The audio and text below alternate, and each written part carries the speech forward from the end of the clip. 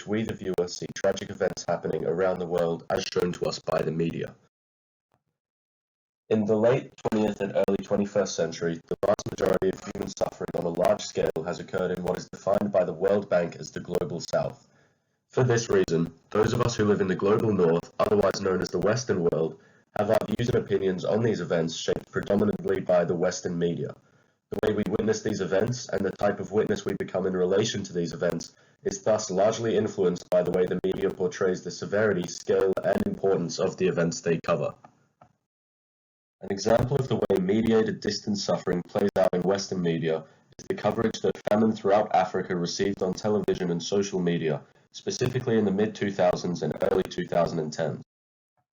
Anyone who has watched television in recent years will remember extensive advertising on major channels for World Vision and reports from news outlets such as ABC, BBC, and SBS covering devastating famines occurring across Africa in countries such as Somalia and other regions near the Horn of Africa, and also various highly televised relief concerts held to aid African countries gripped by famine, the earliest and most prominent being the 1985 Live Aid concert. Many of these forms of coverage focus specifically on the mortality rate of young children during the famines, such as the World Vision Sponsor a Child ad campaigns.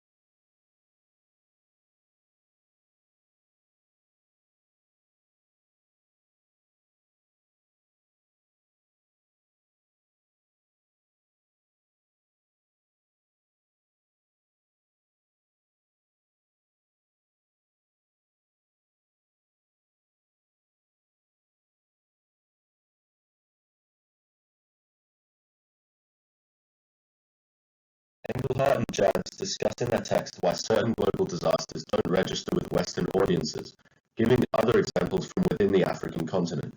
Two of the factors discussed by them which dictate spectator engagement with the disaster are scale and actuality. When you compare these two factors in relation to two specific events, including the famine in Somalia in 2017 and the genocide in Rwanda in 1994, it is clear that the driving force behind spectator engagement is actuality rather than scale. I put forward that the media has adapted to cover famines in such a way that is built to engage spectators through the use of emotive imagery to elicit an emotional response from the Western audience. The distinct lack of coverage during the Rwandan genocide, whilst also attributable to the time period and lack of advanced technology, is predominantly attributable to the lack of tangible and distinct victims, with death tolls and statistics leaving viewers less emotionally attached to the tragedy at hand, especially when the majority of media coverage of the genocide occurred after the killings had ceased. Western media has taken this approach of using emotive imagery to garner more responses and assistance from the Western audience for a number of years, and that is no more clear than with the coverage of famines in Africa. With a quick search of famine in Africa news on YouTube, 10 of the first 12 thumbnails are pictures of starving children. With a similar search of the Rwandan genocide, only 2 of the first 12 thumbnails have pictures of young people, and only 1 of them is visibly malnourished. This raises the question of ethics when reporting on distant suffering. Why is it okay for media outlets who do not benefit directly from using emotive imagery in reports to pander towards the audience's emotions to elicit a viewer response? And why is this tactic seemingly only used when tackling the issue of famine and not in war?